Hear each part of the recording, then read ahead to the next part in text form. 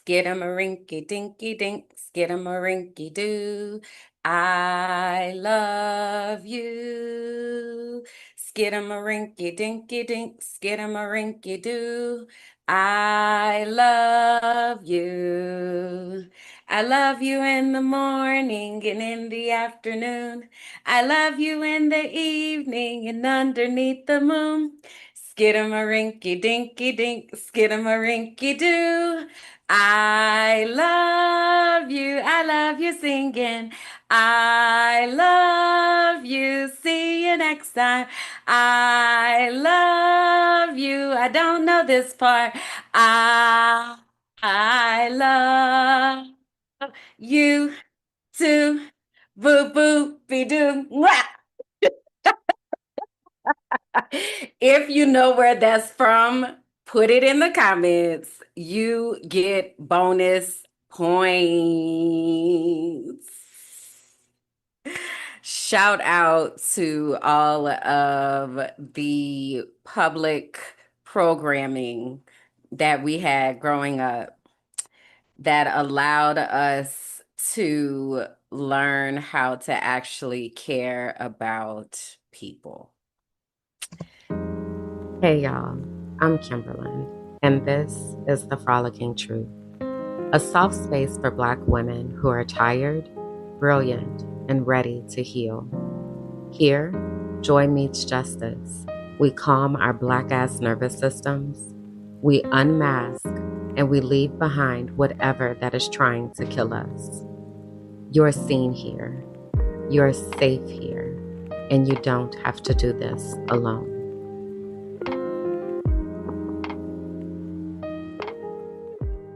Hey, y'all, come on in here, find a comfortable spot and take a seat. I am excited to have you here for episode 17 of the Frolicking Truth podcast for Black women who are tired, brilliant, and ready to heal, where joy meets justice and nervous systems get free. It is okay if you don't identify with any of those descriptors. And today, we are talking about the men folk. We are talking about the men folk, those who identify as mask presenting, but also it's not just this energy that we're talking about does not just present itself in men folk. So I said all that to say, I need you to stay. I need you to stay because we have a lot that we need to talk about today. And what I'm going to ask very clearly, is that when you come in here, that you're coming ready to listen, ready to learn, and ready to support. I believe in blocking people. I have zero problem with blocking people. Okay. And when I say, I mean blocked and done, deleted, never even existed. Okay. So if you are coming over here with that type of energy, I'm going to engage you for so far until I decide to block. Okay. All right. Just wanted to put that up front. Having said that, I do want to also give a trigger warning. Today, we are going to be talking about topics like masculinity, treatment of women, other things that might come up, might be sexual assault or domestic violence, mental health. So I am going to ask you to do what you need to do to support yourself. I am going to treat these topics with care and compassion. I am a survivor. So, this is not a place where you're going to feel attacked or anything like that, but it might bring up things on a moral and soul level that feels a lot. It might feel heavy. So, if you need to take a break, but also please come back because we don't just talk about the trauma of things. We also talk about how do we support ourselves in it. And we're gonna be talking about tea and story time because baby, I'm about to be in these DMs and I need y'all to see what's what and what's so. All right.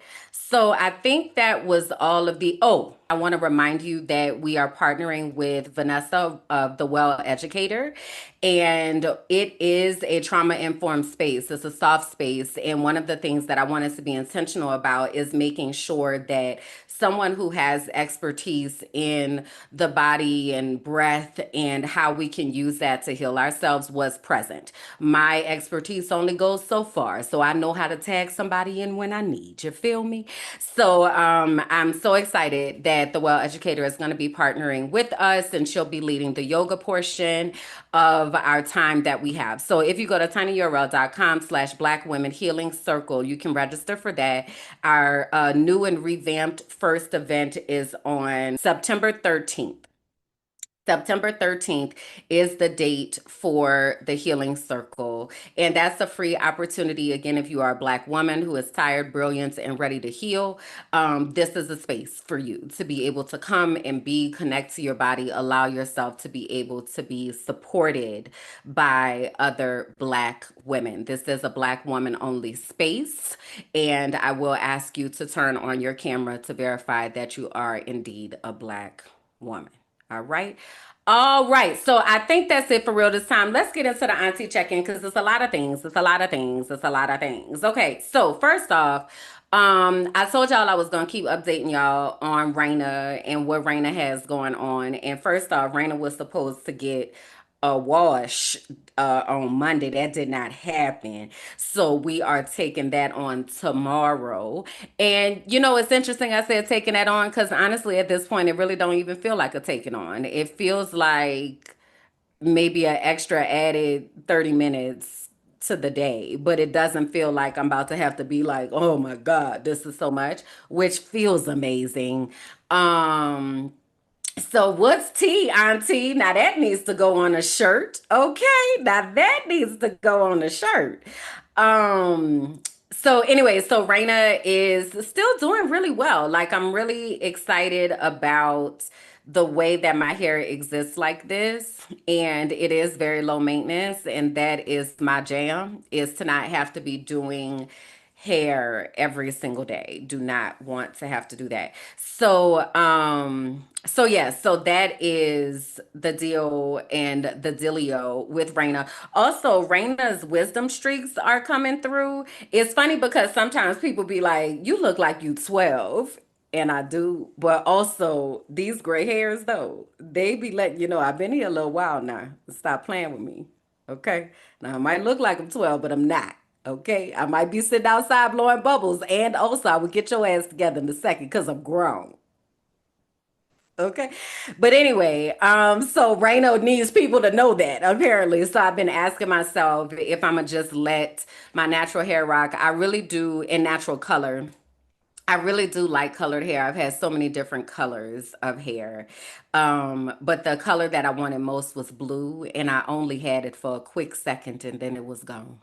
So I don't know if I'm gonna keep pursuing that or if I'm gonna just let it rock and see what the 40 plus salt and pepper look like, very grown, very mature. Okay, very much stop playing with me.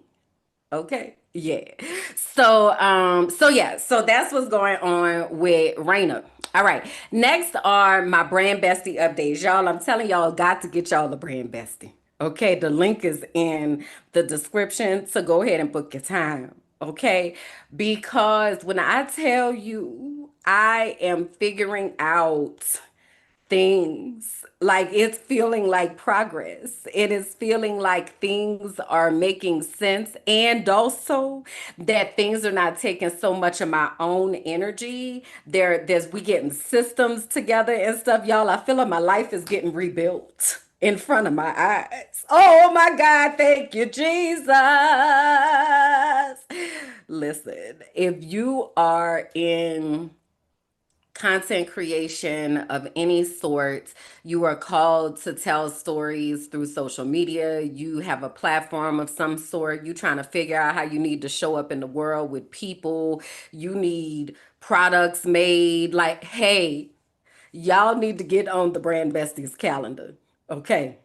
Because my life is changing, and y'all about to see it. You should, if you watching, if you are watching, you're already starting to see it. But if you're not, you will start to see it very much in your face very soon. Okay, because my brain is getting untangled, and it is the best. It's the best thing ever. So this week we were talking about like my capacity and cadence of posts and how often I'm going to post and what are the pillars and the types of posts and what post goes on what place and what platform. Like all of that stuff be stuff that be like, I cannot do this, I cannot do this. So it feels really amazing to have somebody like walking side by side and being like, no, we got this. What you need? We need to schedule time for us to create content. We can do that. What you need? Oh my God, Jesus, thank you, Lord. I don't even think y'all understand. I know you understand, but I don't think y'all understand. Okay. So yeah, so anyway, the link is in the description to book time with the brand bestie. If you do that, please include sunflowers so that she knows where you are coming from. And like I said, don't go over there cutting up. Okay, don't go over there cutting up. Talk about Kimberly sent me and you over there cutting up. All right, now don't do that like them teachers in Hillsborough County Public Schools be doing when they be trying to go get a new job. And then they be like, you know, Kimberlyn Jackson. They be like, I ain't never heard of her. How you ain't never heard of me? And I was in your classroom twice a week for the whole quarter. What are you talking about? How you ain't never heard of me? What? Don't do that. Okay, because my people will ask me, hey, you know so and so, and I'm going to give an honest answer. Okay, just across the board. I just need us to know that. Cause y'all be tripping. Y'all really be tripping. But anyway, so yeah, book y'all some time with the brand bestie. Put some sunflowers in your message so that she knows, or let her know that you came from the world of the Frolicking Truth, Kimberlyn, what have you. And not that you need to say that to be treated good, but she gonna treat you right. She gonna get you together. Okay, get some act right. That's what they say in the comments. Get in the chat. Get some act right. Have some act right when you go over there. All right, so we need to do a subscriber update, y'all. We are at drumroll 1,403 subscribers.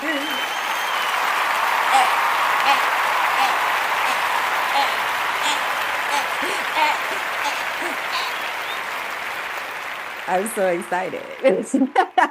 Welcome to our new subscribers. Say hey in the comments. Introduce yourself. Let us know where you are watching from. We are international around these parts. So, you know, be up in them comments. Come holler at us, you know. This is a nice place to come and hang out, if I do say so myself, you know.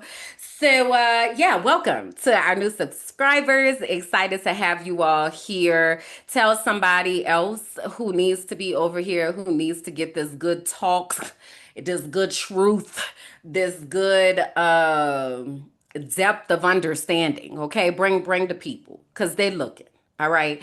I also wanted to say, y'all, I had got over to the wrong side of the internet a little bit. And today's episode is probably gonna also make me be over there to the wrong side of the internet. So I need the right side of the internet to be as loud as possible. I need, when I tell y'all, I need sunflowers shining at me like the Care Bear stare because it's wild over there.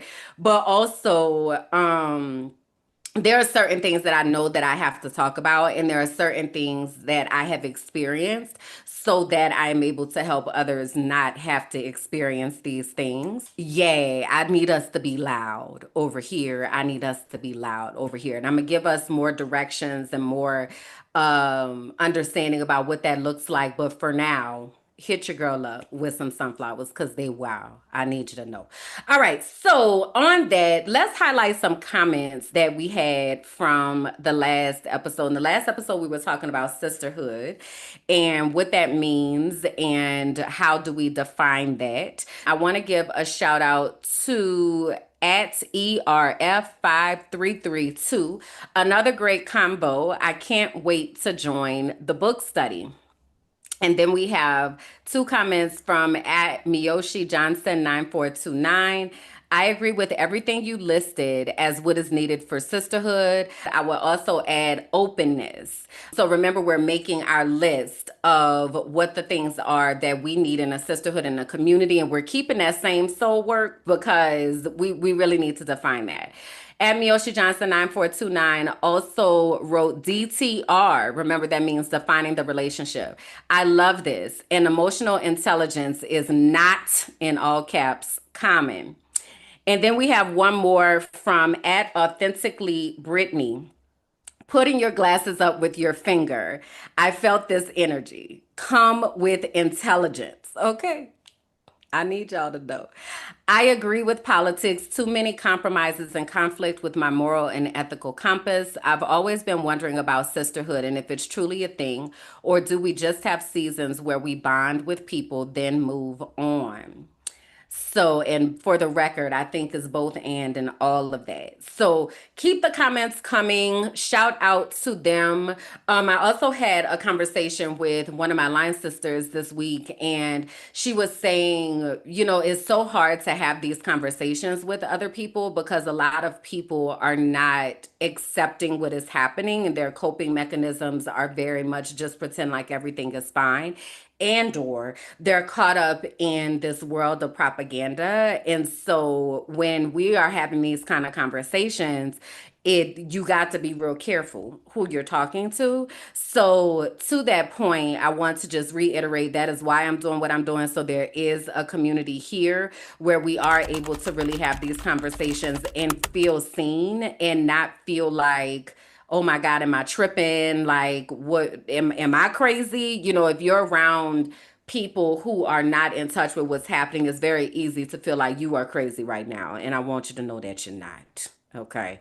So continue commenting, continue sharing your validations, your confirmations, all of that. You are seen and heard here. I promise you.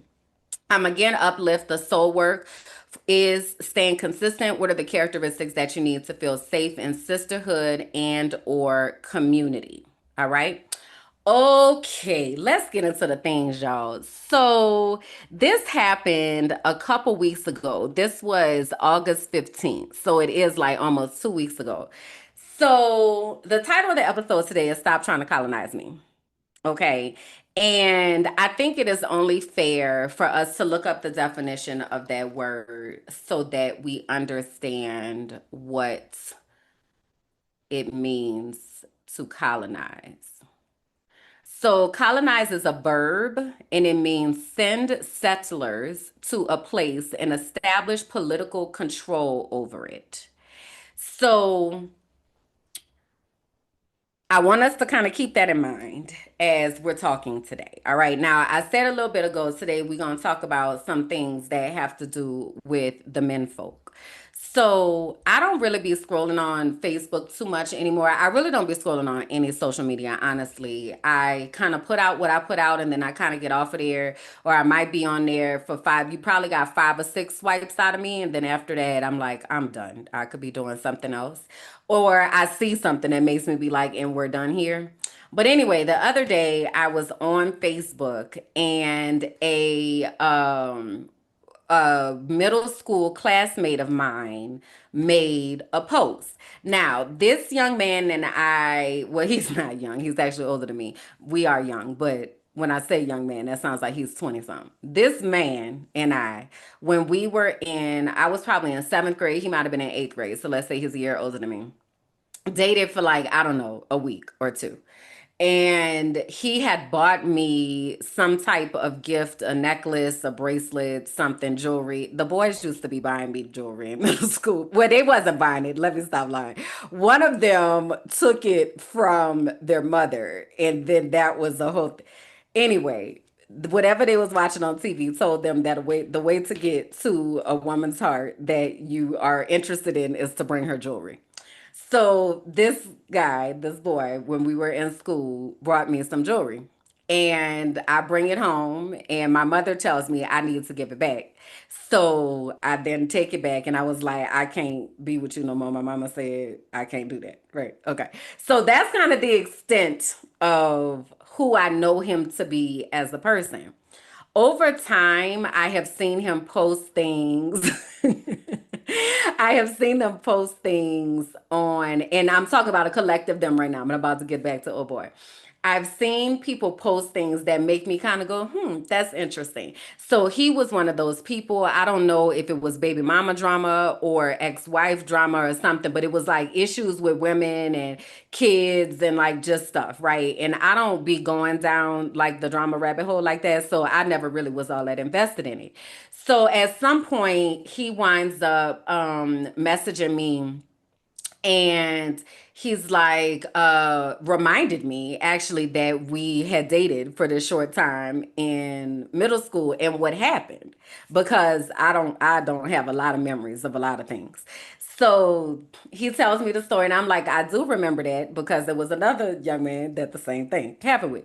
So I'm like, I do remember that. So, and that was the extent of the conversation. All right. So the other day I'm on the Facebook, and he says, this is a PSA at highlight. That's how you get more people to know. Maybe. I don't even know if that works. But anyway, wait, I'm sorry. Let me read the words that are actually here. A woman should never have a high body count. All you doing is devaluing yourself and setting yourself up for anxiety and depression. That is all. Thank you. With a whole bunch of exclamation points. So then I replied, because I had time that day. And I said, is it okay for men to have a high body count? So then he says, it don't matter with us in that sense, and I'm gonna tell you why. A woman is a house, and she has a choice to whom to allow in her house. The less traffic, the more clean her house is, but the more traffic that enters, then the dirtiest it gets. So then I said, and you don't think that applies to a man? That if he sticks his penis in multiple houses, that he is dirty? You think that only goes one direction? Are men immune from being dirty because they enter many houses? So then he said, I critique men the same way. A real man doesn't have time to run around chasing women and racking up a body count. A man who's serious about life is too focused on building his empire, grinding in the gym, building his business, working long hours, training to become an athlete, or sharpening his skills to secure his future.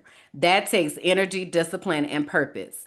Wasting that energy chasing women is a distraction. Men who do that are simps, straight up, weak, unfocused, and not building anything meaningful. But that's not the point of this post. The discussion here is about women. When a woman opens her legs, she's opening herself up to absorb a man's energy. A woman chooses who to let in.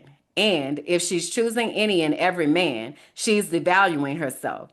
A womb is sacred, it's the source of life. Not every man should have access to it. That's why I hold women to this standard. So, yes, I call men out too, but today's discussion is about women and the importance of protecting that value. So I said, while entitled to your opinion, it reads as quite judgmental and steeped in misogyny and patriarchy. If your post is about being intentional with whom you sleep with, that goes in all directions. If your post is about upholding sexual health, that is valid and also goes in all directions. That's not limited to women. Centering women and their body count while neglecting to mention the men they are sleeping with, who also have a body count, is one sided and promotes a culture of controlling women, purity culture, and absolution of accountability for men. No man is the moral authority on what a woman does with her body, just as no woman is the moral authority on what a man does with his body. The difference, women are historically held to this higher standard, while men somehow pretend that they are not right there sleeping with them. It's all quite interesting. So then he says, I get exactly what you're asking. You want to stand firm. Get your Oh, I'm sorry. This is a chat GPT response. He just put the whole thing in here. So whatever he asks, when you ask chat GPT something and then chat GPT gives you the little summary before they give you the thing, this is the summary. Okay, so this is via chat GPT. I get exactly what you're asking. You want to stand firm, get your point across clearly and strongly, but still keep it respectful since she's a friend. Here's a breakdown of how you can word it so it hits hard but doesn't come off as hostile. This is what ChatGPT came up with. I respect your perspective, but what I said in my post still stands as truth. When a woman has a high body count, she has devalued herself. That's just reality. Think of it like this. Nobody calls a Bentley with 500,000 miles on it brand new. It may still run, but it's no longer what it once was. The same principle applies here. Now, don't get me wrong. I hold men accountable too. I'm not one sided. But this particular post was directed toward women. At the end of the day, it's a woman's choice who she gives herself to. If a woman chooses to sleep with 100 men, that's her decision. But with that decision comes consequences. That's not me being judgmental, that's just a fact. And to be fair, men who sleep around with women who also have high body counts are devaluing themselves as well. They're exchanging the same energy, the same spirit, and lowering themselves in the process. That's why I believe women should hold themselves to a higher standard because a womb is sacred. It's the source of life. Not every man should have access to that. On the other side, a high value man doesn't even have time to run around chasing women. He's building, creating, grinding, and looking for a true partner, not someone who has been through Tom, Dick, and Harry. A high value man wants a woman who values herself just as much as he values his purpose. That's really the heart of what I'm saying. It's not about controlling women, it's about recognizing value and protecting it. And I said, high value man tells me all I need to know. God bless. So I want to just pause here for a moment for us to take in that exchange. And I'm looking at the comments and I need to go back because it was quite a few while I was reading this exchange. So let me go back and see what was being said over here in the comments. It's dumb. I'm often exhausted hearing about women from men. Men hate accountability. Exhausted. Wait, he posted the summary. The car comparison is played. So that's one example of what is happening. And I wanted to stop here because he said something that was key that I think we need to be really intentional about as women. And what's interesting, I actually agree with some of what he said. I actually agree that women should be very, very much intentional about what kind of penis they allow. I absolutely agree with that. I absolutely agree with the fact that we are incredibly sacred and we are the keys to unlocking everything that is good in this world. I agree with that too. And because of that, I need us to not be with high value men. So there is a culture of this high valueness that I don't know who the fuck created this. But it is so steeped in misogyny, patriarchy, control of women, um, devaluation of women, treating women as objects and property, and feeling entitled to women's bodies. Like there is a very pervasive culture of this type of behavior that's going on right now.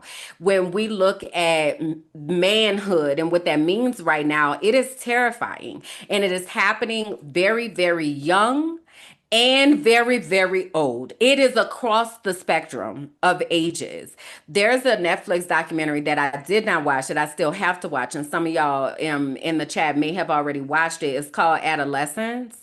And what I know about it though is that it deals with this toxic masculinity and this red pill generation, passport bros, Diddy, Kai Cenat, Tory Lanez, Drake, DDG, trad wives, fresh and fit, all of the Kevin Samuels, all of those are places that are immediate indicators that these are not safe people if you are someone who values who you are as a woman. Because I also want to be clear in saying that this is not just a ideology that lives in male bodies. This is an ideology that is presenting itself in women. This is an ideology that is presenting itself in non binary people. This is an ideology that is pervasive right now about the way that people look at women and the way that they are treating women. And it's scary because it presents itself sometimes in ways that feel kind of like the truth. Like there are pieces of truth that are in there, and then they kind of hook you with that. For example, I don't know if you all have had any experiences with hoteps. But I've had two very distinct experiences with hoteps where they start off kind of normal. And it's not until you start having conversations about things that actually matter that you really start to hear them in the ways that they speak about women and the type of control that they try to exert. Talking to somebody about body count. I'll give you another example. This wasn't going to be a part of my story time, but since I'm here, I'm going to tell it. So I'm not going to say who hooked me up with this guy, but we've already had a conversation about don't do that no more. But anyway, I'm having a conversation with this guy, and I was telling him that I was celibate for I don't even remember at this point, somewhere between 7 and 9 years, that I was celibate while I was trying to get out of that abusive relationship. And I don't remember how the conversation started, but at some point with me, when you're talking to me, it flips into a study. Now I am studying you as a person, and I'm going to collect as much data and evidence as I can until I'm finished. And then I have a mental funeral, and now you're dead. So, anyways, so we get on this topic or whatever about body count, and I'm like, I don't understand why it matters. And also, I was celibate for XYZ time. So, like, what are we talking about? And he was like, how you was able to do that? Bianca in the comments says she talking about me, y'all. I am and am. I said, don't do that no more, girl, because we don't be knowing people. We don't be knowing people. Okay. So anyway, it just became incredibly disrespectful of him telling me how I was able to control my urges because he's not able to control his urges, is what it really came down to. Is you don't have any self-control. So you find that to be such a novel concept that you could not ever imagine that this could be something that would be done because you don't have self-control. So, so to the point in the comments, Bianca said, I met him at a podcast conference and he said Kimberlyn was cute. And this is what is the issue because I am cute. I am cute. I am intelligent. I am unique. I am very different in the way that I think about things. I am intriguing. There's a mystery about me. And because of that, it draws that type of trash to my doorstep. So I have to be really intentional. I want all of us to also be really intentional about when people say these types of things that you take it as a red flag because it only goes deeper. This is what they just allowing to come to the surface. All right. Okay, let's get into the next story time, y'all, because this story time. So this is somebody, actually, E, you know who this is. We went to school with this person. So this is somebody that I went to college with. They are not in the same class as me. I believe they were a year behind. And they used to hang out with somebody that one of my friends dated. So we didn't really have a whole lot of conversation in college. Like I knew who they were, they knew who I was. We, existed in circles that were kind of somewhat maybe next to each other. So after we graduated, I graduated in 2003, and also shut up to all you young people who are about to be like, damn, that's crazy. Y'all get on my nerves. That's what I want you to know. Hush and get the story time. So anyway, the point, this man is married, okay? Just had a new baby. So the baby is probably about 8 months, maybe well, this was a year ago. So now the baby might be about 2. All right. He every so often would show up liking from the South. I don't remember if it's Alabama. I'm answering the questions in the chat, y'all. They trying to do who is the person. Let me tell this story, girl. Let me tell this story. So, he'll show up on my posts every so often, liking pictures or something like that, and might send some kind of stupid ass message or whatever. And honestly, I really don't be in my DMs like that, and I don't have time for the stupid shit, but sometimes I do have time. So when I do have time, I am conducting a study. That's what I want you to know. So I'd be like, okay, let's see where this goes, because I'm really trying to collect this evidence and data about what are these things that we need to be really careful about, right? So if you didn't know this, a man being in your DMs with a new baby, that is a red flag. Why are you in my DMs, sir? How can I help you? Oh, and at this time, I was working on my Colombian booty tuff. So I had posted that a few times. So that was definitely bringing them over, right? And I wasn't doing that to be a thirst trap, but also I could post my ass on there if I feel like it is mine. So anyway, so this we're going back to July of 2024. This was last year. All right. All right. How are you? I said, I'm mostly okay. And you? What's the partly like? I'm cool. I said, my sleep has been off lately, so I'm really tired, debating if I want to go back to sleep or go with a midday nap later.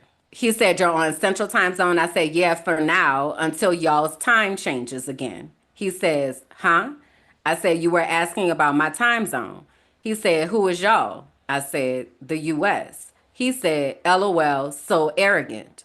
So I said, what was arrogant? He said, you. I said, how so? Us Americans? You American too, LOL. I said, I don't live in the US. My time zone doesn't change. That has nothing to do with where I was born. Oh Lord, say, so what made you move there? I said it was a factual statement, not laced with any sort of emotion. So you saying so arrogant, this is weird. So then he says, so then I replied to, so what made you move there? I said, God. And for the record, I'm not being a smartass with this response. So he says, nothing wrong with that. Relax. Am I allowed to play with you? I said, well, you assigned a negative characteristic to me, and I don't have to act like it's okay. I'm not arrogant. And calling me arrogant wasn't funny to me. Got you. Can we joke? I asked. Of course, but I didn't find that joke funny. You bombed, my boy. So he says, you made the statement the other day that you'll never come back here. I forgot about this part. So backstory, we went to school together. So he's messaging me, asking me if I'm coming to homecoming. I said, no. Why would I leave paradise to go to Nashville, Tennessee in the cold in November during an election year where I know that Trump is about to get elected in Nashville, Tennessee, the capital of Tennessee, up the street from Pulaski, Tennessee, where the Ku Klux Klan was founded? Why would I do that? The fuck? No. So he's like, well, I'll fly you out here. I don't, nigga, planes go both ways. First of all, if you want to see me, you can get your ass on the plane and you can come here and then I'll make time to see you maybe. But no, I'm not coming to no goddamn Nashville. Like, what are you talking about right now? So that was the previous conversation. Okay. So he says, you made the statement the other day, you'll never come back here, LOL. And I said, and I meant it. That has nothing to do with arrogance and everything to do with peace and safety. I told you, we live in very different worlds. I didn't just mean physical location. Your reality and mine are very, very different. And so it brings me back to this question. He had asked, so for clarity's sake, oh, I had asked him. So for clarity's sake, this is a check-in every so often, or you are actually interested in what is happening with and in my life, because those are two very different levels of access. So I had asked him that before. So he said, whatever you give me. I said, that's not what I asked you. I'm going to make my decision regardless. I'm asking you what you want. So he said, well, damn, I specifically said, whatever you want to give me, I want it all, including time with you and whatever that entails. So I said, this answer centers me. My question is, what do you want? Think about your answer, not dependent on what I may or may not do. What do you want from me? So he says, conversation, some of your mind, body, that smile, time, whenever we can make it happen, the whole nine. So I said, some of my mind? That's funny. That made me chuckle. It's a lot in my mind. So he said, I'm a good friend, safe space. I want it all. So I'm going to pause here so I could go back to where we was at. This idea of safe space is something that really has to be defined. And that's why I'm telling us for this soul work that we really want to be intentional with the qualities and characteristics that we write down of what people need to have in order for us to feel like they are actually safe people, because it's something that's being weaponized. Right now, I already told y'all from jump, this man is married with a brand new baby. Why the fuck are you trying to be a motherfucking safe space, nigga? You got a wife and a baby. Go do that over there with them. Why are you in my inbox trying to get me to appease you and be someone that you can use and control and all of that? Right? So I'm very clear and I say all of that. All right, let me go back to my other place. So basically what happened is I said, I got down to it and I said, you just want to fuck? Is that what's happening here? So he says, well, no, first off, I have more respect for you. I have more respect for you in all caps than to just want to fuck. I'm interested in your journey. So I said, I make no assumptions and take nothing for granted. So thank you for clarifying. What do you want to know about my journey besides I was living in Mexico? Now, by this time, I've been in Colombia for a while, right? Safe spaces don't exist. Safe people do. Clocked and applause. Okay. All right. I said, what else do you want to know about my journey besides I was living in Mexico? More about the move to where you are. What are you doing? How's culture? I said, I'm healing from a serious mental health crisis and burnout. I chose Colombia because healing lives here. I have access to plant based medicine. Medellin is green and peaceful. Colombian people are kind and believe in community. He says, you're a holistic person? I said, I am now. My life has become much better for it. Have you watched any of my YouTube videos? So he says, I've seen some clips briefly, but I'd have to go and look. Feel free to share. I love that all these meds are BS. I said, so I'm going to ask you to subscribe to my page. And if you're interested in learning about me and my life, we can talk about what you watch. So I sent him my vlog. He can tap into your content. Exactly. So I said, I need to be honest. I don't have room for people in my world who are only wanting to consume me or judge me based on their limited understandings. I'm not accusing you, just giving context. I need people who actually want to invest time and compassion into understanding what I have lived through. People who approach with curiosity and a desire to learn. I do not live in people's real world. Many love the idea of me, but I require shifts in thinking and openness, and everybody isn't with that. So he says, well, what does that mean? I said, I am a very interesting person, and many people find themselves intrigued with me in my life as a spectator because it's interesting or as someone looking to consume me or my energy. But when it comes to actual investment in my life, making sure I'm actually okay and still alive, that list is very short. I learned a lot about people and friendships and intentions this past year. But when I ask people to actually actively be a part of my world, to actively support my work and content, to actually learn about my life and use it to show up better in theirs, that's when the brakes get put on. I'll put it like this. Over the past 4 years, I have almost died twice and wanted to die many more, especially this last year. So when I ask what you want and what does this look like, just know I'm used to people moonwalking out when they realize I am an actual person, not this idea they've created in their minds. So that was a lot. I'm wondering, very interested in your thoughts and or wonderings. So I'm fast forwarding some days. to, so the original I said that was July 27th. This is now, I need to update and send it to myself. Okay. Somebody in chat said, girl, send me that message. I need to update it and send it to a few people myself. No problem. I got you. So now this is August 5th. This is him. Morning. Dreamed about you last night. I can't stop thinking about you. What a predicament to be in. I said, dreams are nice. At least I hope it was nice. So he says, so you just gonna ignore that I can't stop thinking about you? Maybe it's your eyes. I said, I didn't ignore anything. I just chose not to comment on that part.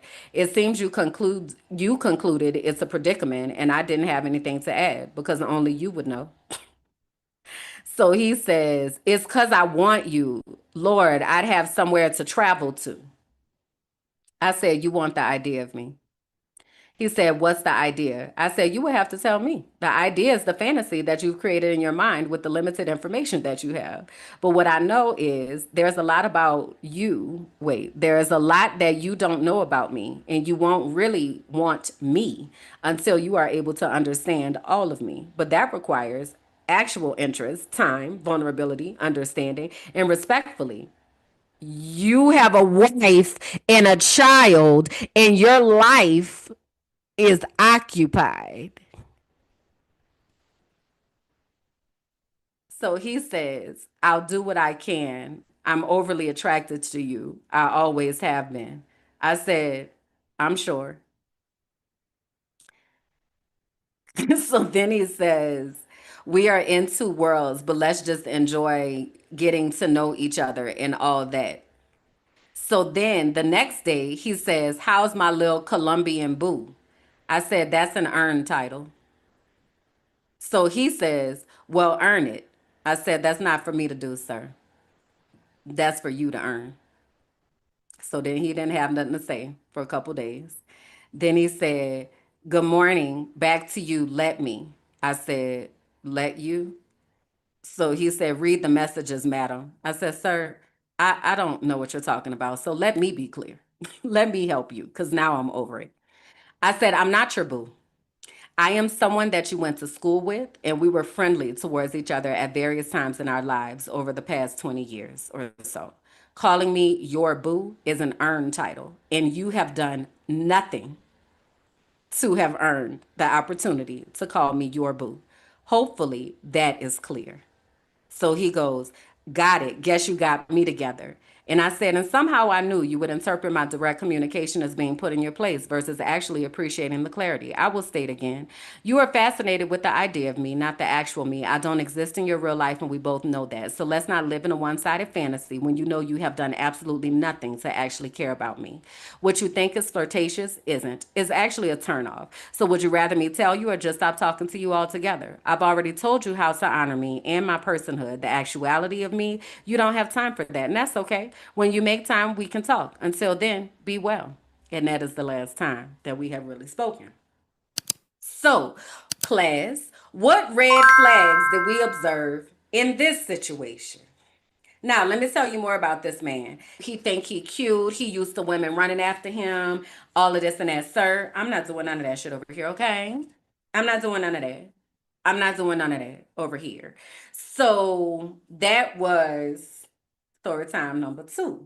What if the thing you've always called too much was the exact thing God designed on purpose?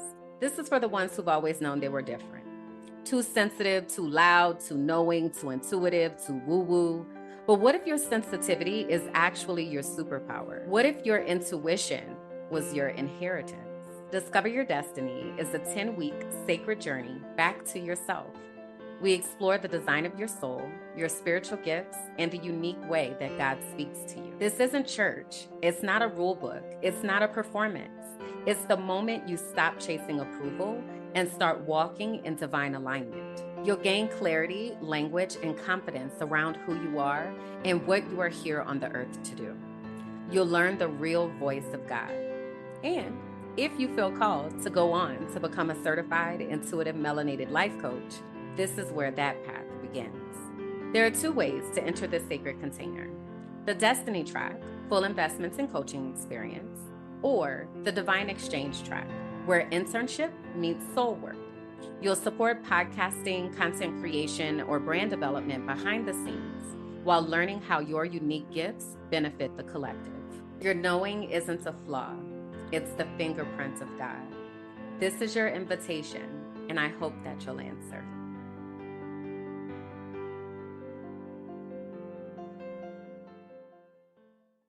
Now, he's the type of person. There are a few types that I wrote down here in my notes. And so I do have one more story that I need to tell. But and one of the places that y'all can go is to my blogs on my website, kimberlyjackson.com. And I have written about, for instance, when I was in an abusive relationship, why I was in that, what that looked like, all of those things, wife, baby, I can visit, as well as assuming like a title, like trying to, how you think you about to sit up here and call me yo boo? What are you talking about? You have done absolutely nothing to earn that title. You are literally in my archives of my DMs. What are you talking about right now? Right? So like the fancifying, the making things fanciful, and the adoration.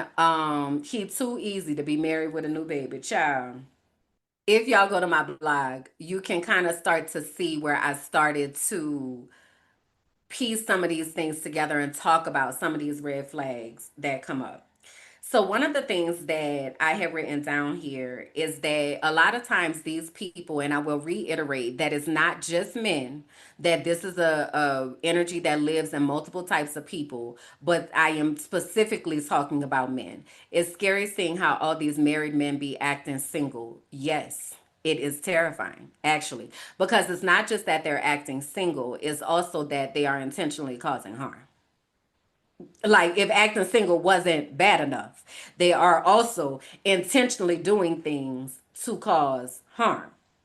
So, one of the things that I think is important to know is that this energy can come off sometimes as very safe. Like, these type of men like to present themselves as protectors, and so they have this kind of energy like, I'll take care of you, I'll take care of you, I'll look out for you. They're paying for things, they have access to different things. Like, the what they get off on, they usually date younger women, and a lot of times, I'm gonna tell y'all a story about that in a second, but a lot of times they are dating younger women. If you kind of get into that, is because younger women are moldable, because younger women have not had enough life experience to understand, and also not enough dating to understand how many different types of men that there are out there. Again, these men are often in the church, which also provides this sense of he's a man of God and he has a relationship with God and all of that. And I need you to know that just because that man is in that church singing and hooping and hollering and falling out and preaching and all that don't mean a damn thing. It don't mean nothing. You will know the tree by the fruit that it bears. Okay. So, but they come across as very safe-ish, but they are also often very abusive. So they like say things like older women are set in their ways, or they usually a lot of times have experienced, like some of them, if they're not married, have experienced a divorce. So then they have a lot to say about the ex-wife and the ex situation. And because of that, they're like, I'm not, I'll never do this again, like type of man.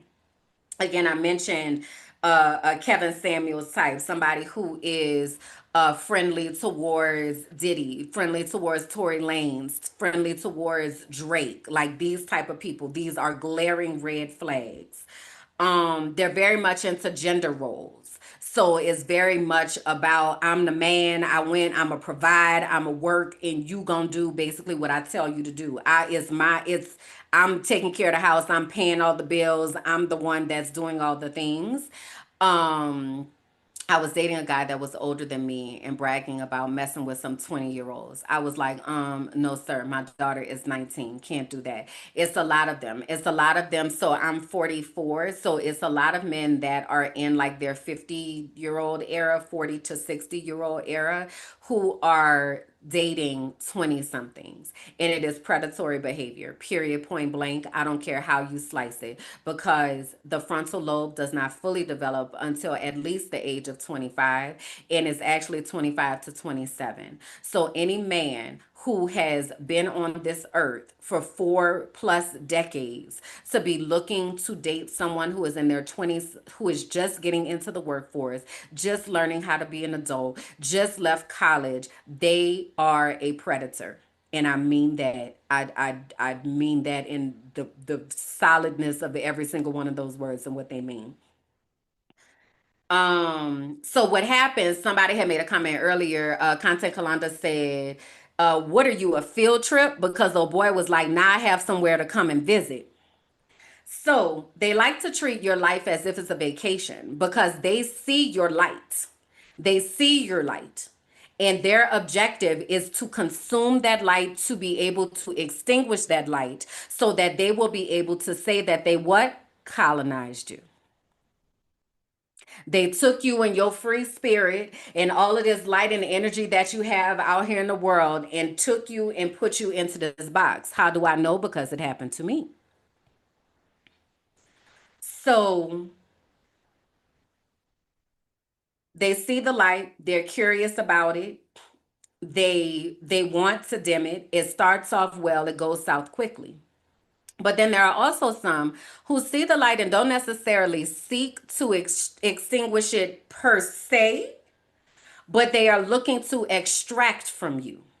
So again, treating your life like it's a vacation, they get a reprieve from the chaos of their own life when they get to hang out in your life, because your life is peaceful, because your life is calm, because your life is quote unquote put together more than theirs, right? So they see all of that. They see your potential.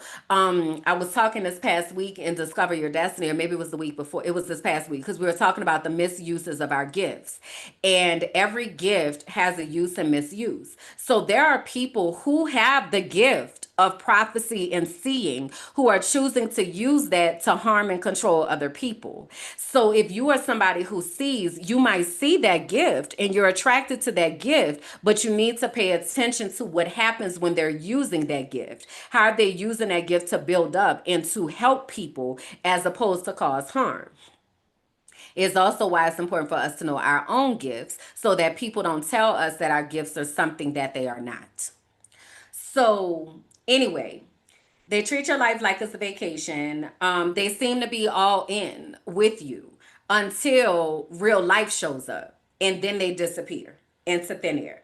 And real life often looks like accountability. The moment that you're like, I'm we not doing that, or I didn't like that, or do this different or whatever, that's when they are like, they don't know how to take accountability. They go off the handle. They make excuses. They tell you, what do you expect? They tell you they're gonna work on it. They don't. Like once accountability shows up, that's when you can really tell, okay, this is not somebody that I need to have around me. Let me tell y'all this last story. So this is somebody that I went to preschool with. Okay. Also, this is a season right now where people are coming from the past. Okay. So be aware of that. Because people trying to circle the block. Right. And be very intentional about what you need to see in order to allow these people back into your lives, should you choose to do so. I do believe that people can change over time, and also people change over time. Okay. So this last story time is somebody I went to preschool with. I didn't grow up with social media, right? So social media didn't come about until basically college. And so you went to school with people and then you kept up with them, at the different parties or whatever, heard about them through this person, that person, or whatever. So once social media came up, then you kind of start finding people that you went to school with. So this is somebody that, well, I was always cool with. Again, we went to school with each other since we were 3 years old. He would come, he was in the military, and he would come in to Tampa sometimes because Tampa has MacDill Air Force Base, which I don't know if y'all know this, which is where Central Command is. Central Command is where they push the buttons for the shit to pop off, and it's in Tampa. So he would come through Tampa sometimes and reach out, and we might have lunch or something or whatever. And then it's, oh, it's so good to see you, whatever. He's, winds up getting married. He's got 2 kids, like all of that great. Well, oh, I'm so glad to see you doing well, right? I go through life or whatever. I wind up leaving the US, I leave Mexico, and I get to Colombia. And I want to say one time something comes up on the one of the social media feeds that he was in Cartagena. And I don't remember if he reached out to me or I reached out to him, but it was kind of like how you in Colombia all the time? Like this your place and I ain't never seen you. Like, what's up? This is weird.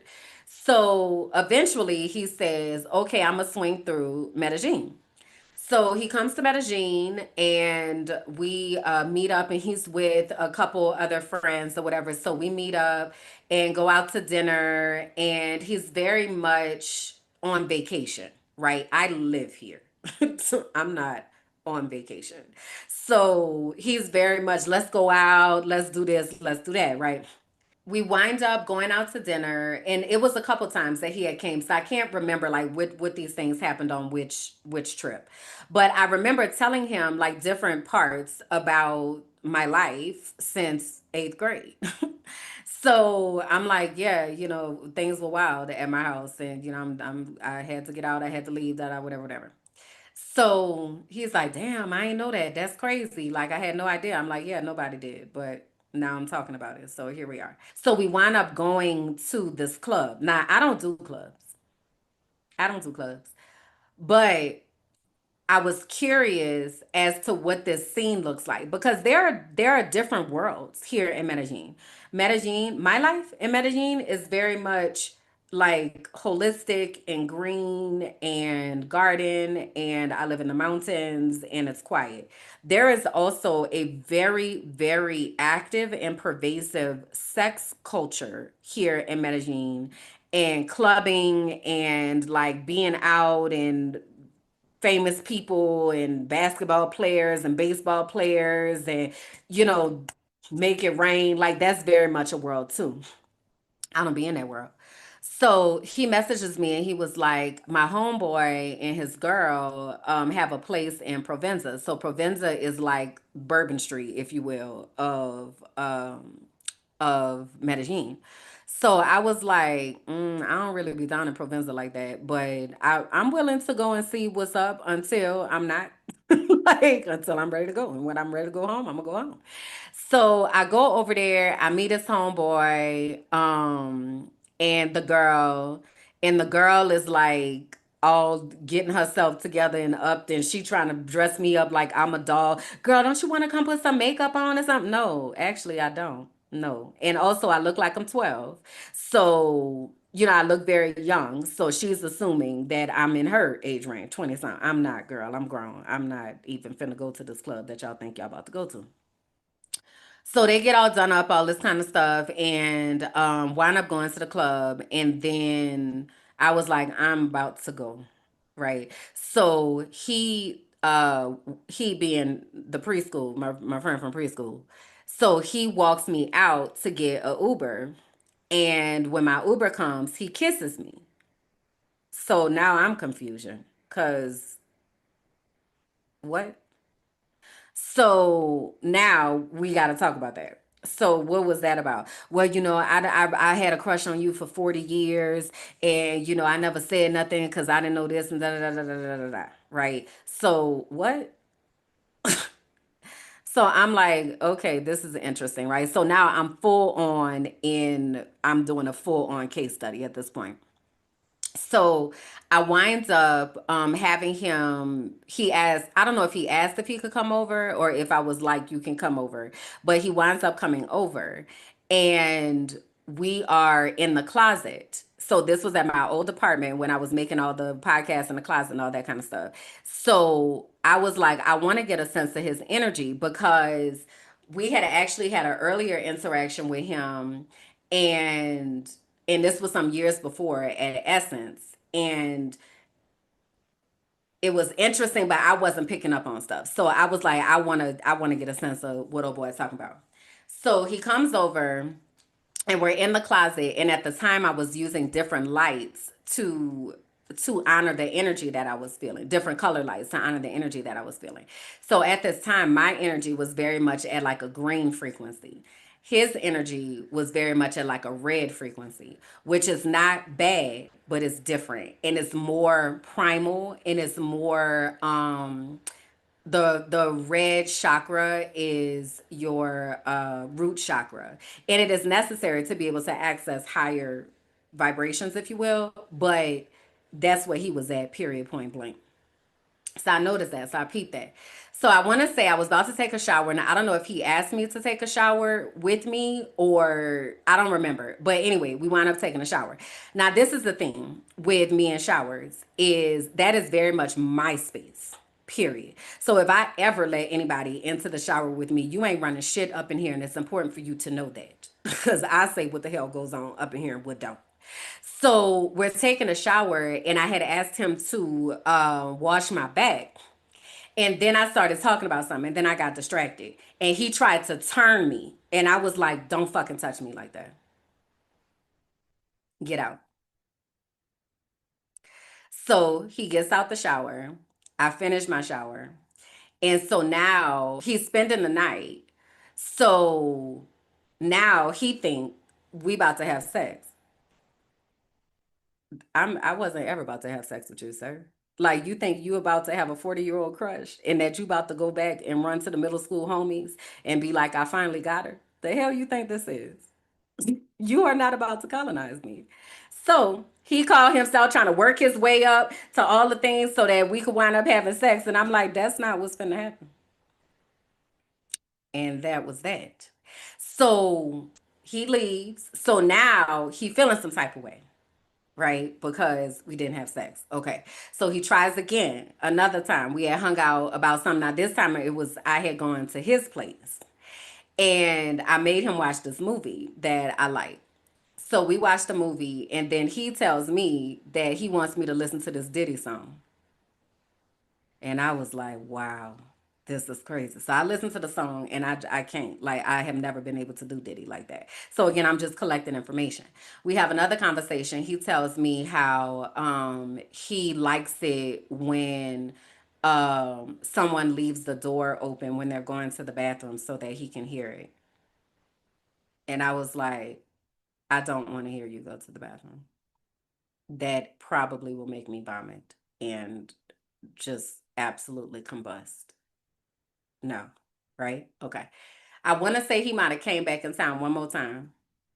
Yes, Diddy. Big Diddy vibes. So I want to say he came in town one more time. I don't remember if I saw him that time, but what I do remember is that I had sent him a message and I was like, because it was this list of men that claimed that they are so down for me and they care about me and all of this, right? Okay, well, prove it. So I sent a message and I was like, hey, so I have a lot that's going on in life. And I, again, only have space for people in my life that are actually invested in my life. So I'm going to ask that you do that by joining my Patreon. So I had already explained, like, I don't have space for for people in my life that are trying to consume me, all that kind of stuff. So if you want access to me, this is a way that you can do it and actually invest in my life in a way that is meaningful to me. The minimum amount is $5 a month, all the way up to $25 a month. So I sent that message to him and about six other dudes. So he winds up sending me a cash app for $60. And what that said to me was, here, bitch, and stop asking me for shit. So that was that. Now, a lot of these people that are being drawn to you may have some type of previous connection with you. There's something that they're having to pull, they're able to pull from as they are trying to connect to you. So it's important to be having conversations with intention so that you know if they are a safe person to be able to allow into your space. So having conversations about Diddy, having conversations about dating younger women. Like he would tell me that the sound of rain is very different than the sound of someone peeing in a toilet. Those are very different sounds. And I'm not here to kink shame, but also, no. It's a hard no for me. Okay? A very hard no. So, um, this is somebody that I had a pre-existing understanding of, right? And when so much time elapses, we never know what people are listening to and how they're conditioning themselves and what holes that they're going down on social media. And especially this toxic masculinity culture, it is so pervasive. Like I see it from men that I know in my life, in real life, and I'm like, I need you to come from over there. Like, you are being programmed and conditioned. And a lot of times it's men that have is Drake type energy. They have experienced some type of rejection and or some type of harm at the hands of a woman, and now they hate women, but they are willing to use women for their benefit, but they do not hate protect. I mean, they hate women, they do not protect women. They do things that are intentionally consuming women, women's energy, women's bodies. That is how they show up in the world. So I wanted to give y'all those story times because it's important for us to be having the conversations that matter, so you can get to the root of the things of what people actually think about real things that impact your life. Because what I want you to know is these types of behaviors do not get better. The harm usually happened 30 years ago. It do be have happened a long time ago. It do a lot of times. And it's something that is their villain origin story, if you will, that they're carrying that, and ain't nobody gonna never treat me like that again. Ain't nobody gonna do that to me again. I'ma show that I'm desirable. I'm this, I'm that. They ain't gonna never, I'ma always be in control and on top and in demand. And like, it's very, very, very, very, very dangerous. Okay. And I need us to clock that, because it does not get better. And that's the thing that we really have to understand, is that it doesn't get better. They are not going to change for the better. They are not going to all of a sudden start to honor you without deep deprogramming. So if you are talking to somebody like this, you want to ask them, think, oh, so you've been to therapy? How are you dealing with your misogynistic behaviors? How are you dealing with the harm and the hurt that happened to you 30 years ago that has shaped you into this person? When is the last time that you went to therapy?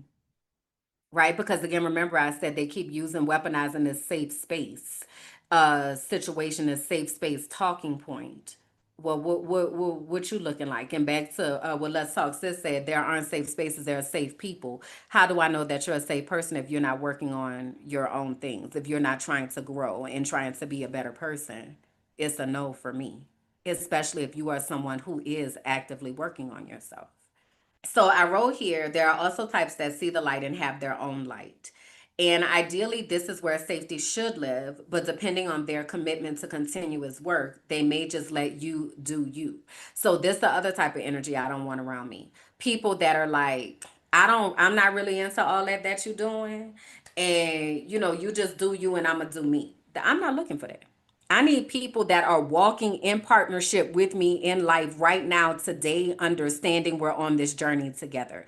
I don't need somebody partnered to me and I'm just doing me and they don't know anything about what's happening in my world, because I'm an activist.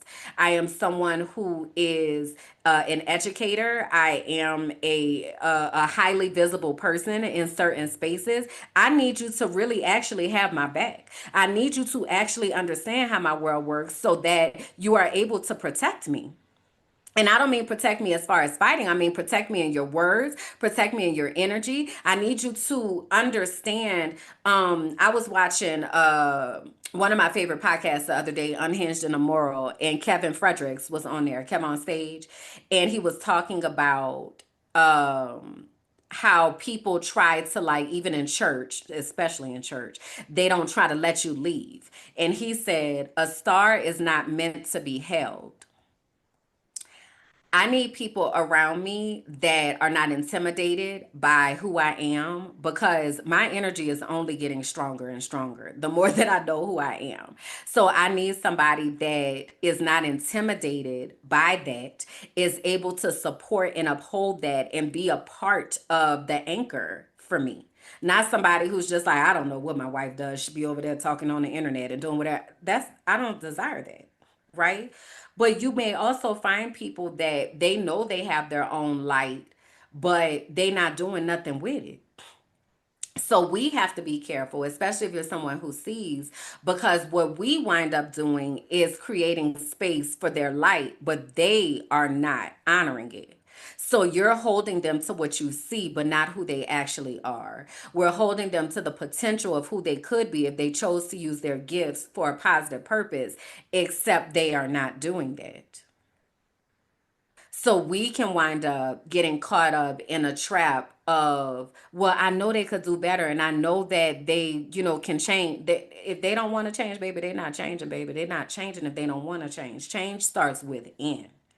Okay, you can't inspire nobody to change. You can't make nobody change. They have to want to change on their own. And a lot of times, what makes people change is losing access to something that they cared about. And they can change to the better, or they can change to the worse. But it is our job to make sure that we are honoring our own energy, because we all we got. And I hate to say that.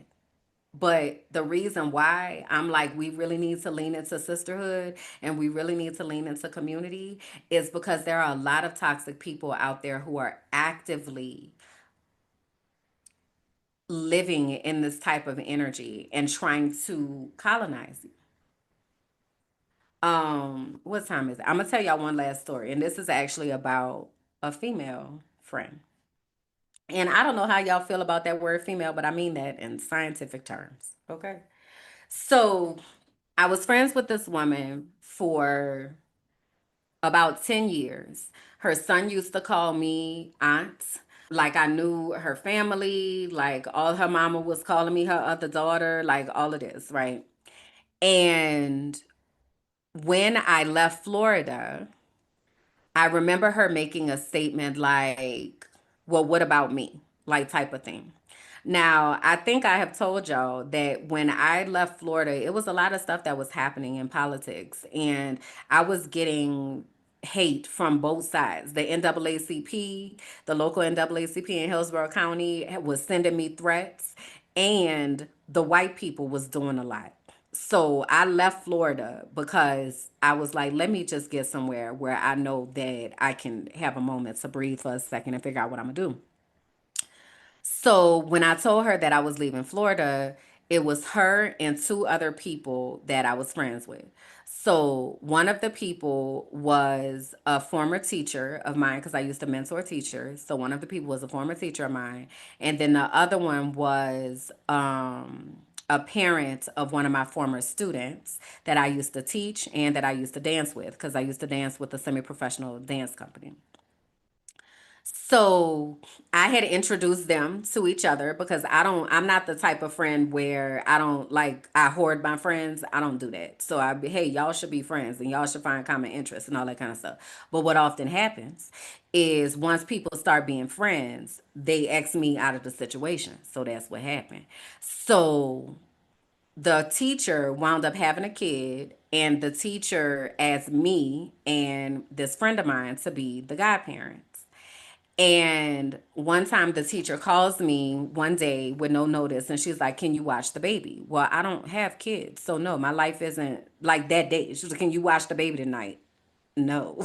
I don't know if I had to work, if I had just got home. Like, I don't know what, but no, my life isn't set up to watch kids. Like, I don't have kids. Whereas the friend, she did. She had a son. So after that request was denied, the teacher started acting real funny, like wasn't including me in things for the baby, and really wasn't sending me pictures of the baby, like wasn't no communication about the baby.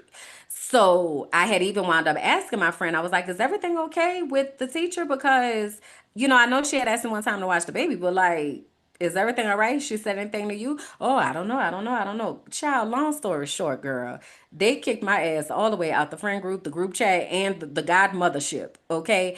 And now they are best friends. Okay. Now, the other person that I told you was the parent to one of my former students. She is now best friends with her too. So this energy that this lady had that was supposed to be my friend, my sister, her son called me aunt, all of that was a very it was a monitoring spirit. It was a spirit that was coming in the space of let me take what you have and let me create narratives. So this is how we wound up stop talking because I had wound up leaving the US. No, I wound up leaving Florida. I went to Pennsylvania. When I was in Pennsylvania, I'm fighting for my life, right?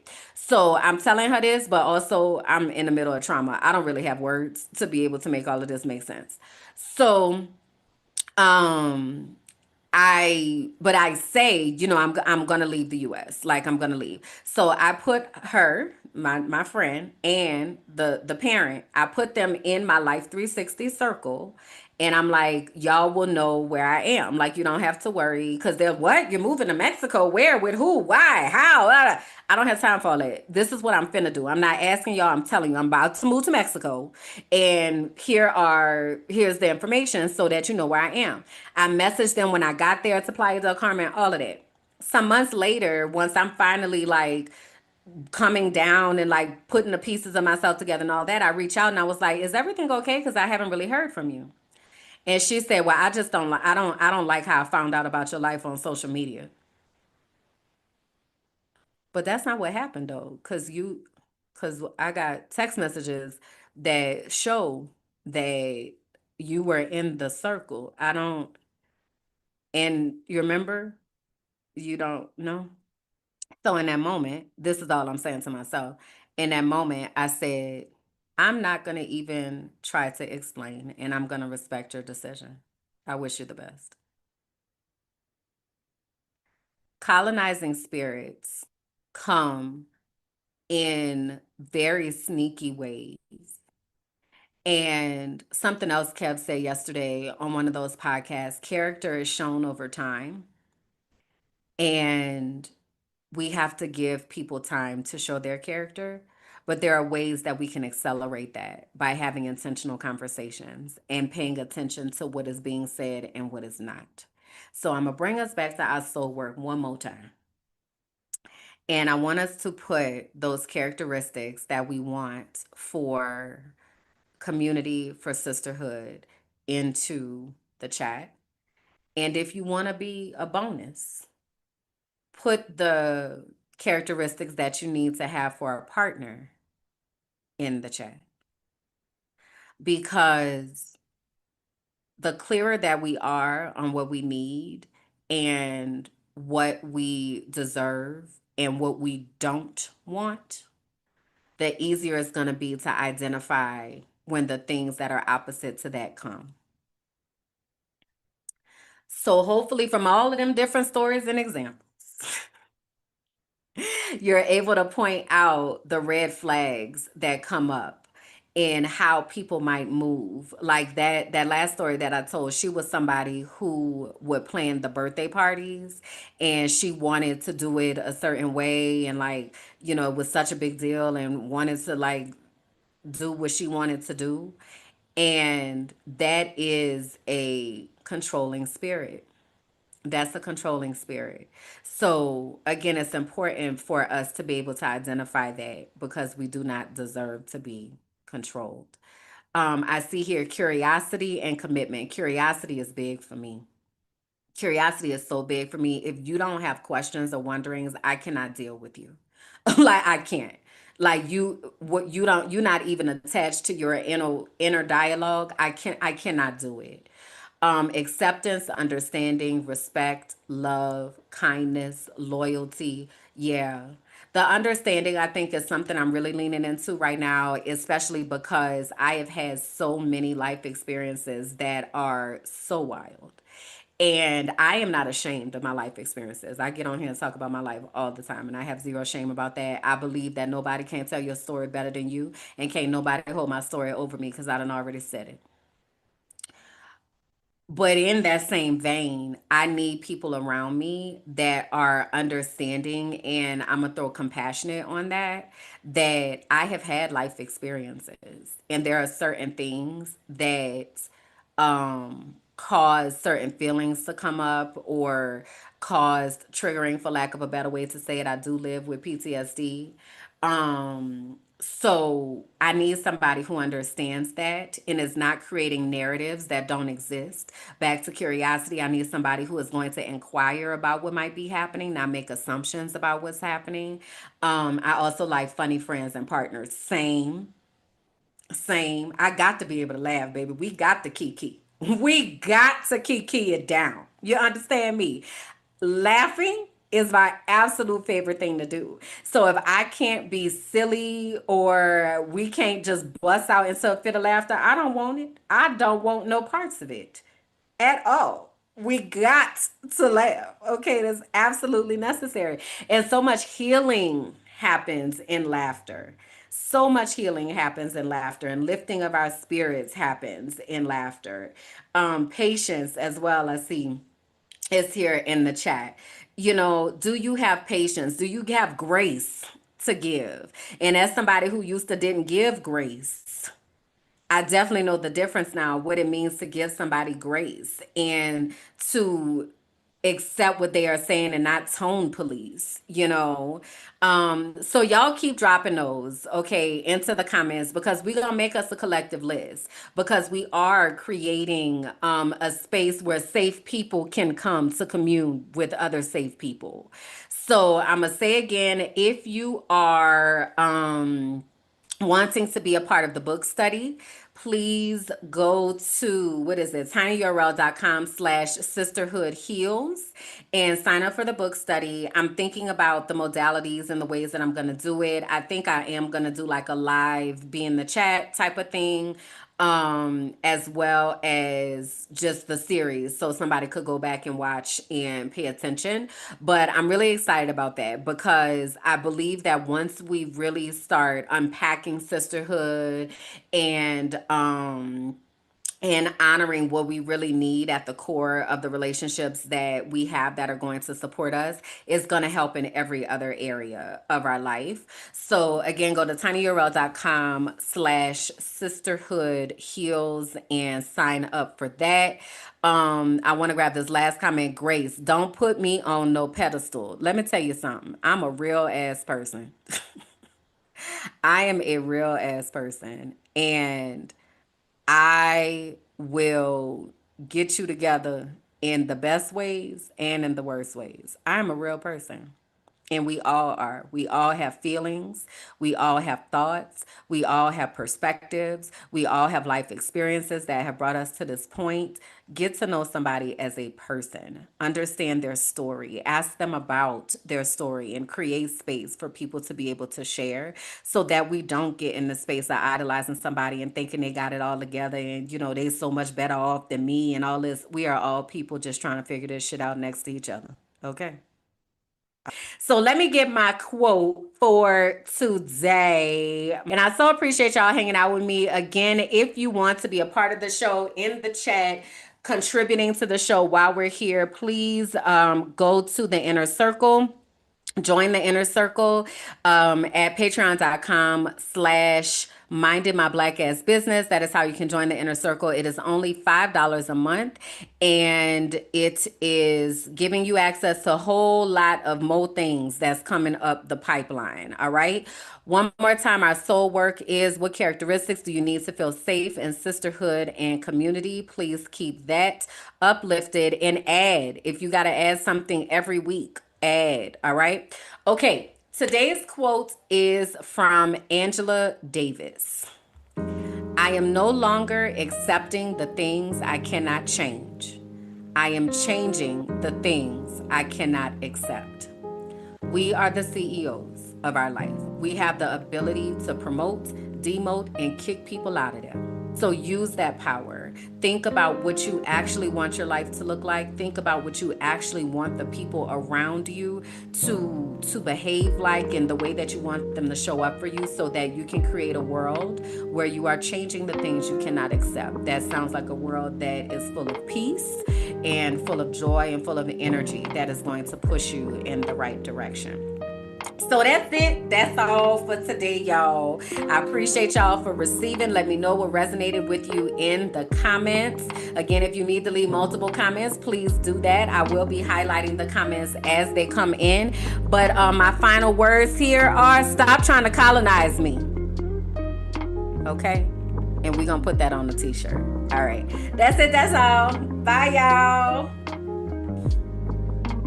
Thank you for listening to The Frolicking Truth, where joy meets justice and our nervous systems get free. Please be sure to like, rate, and comment. Subscribe to the YouTube page, Minding My Black Ass Business, and follow me on all social platforms. Until next time.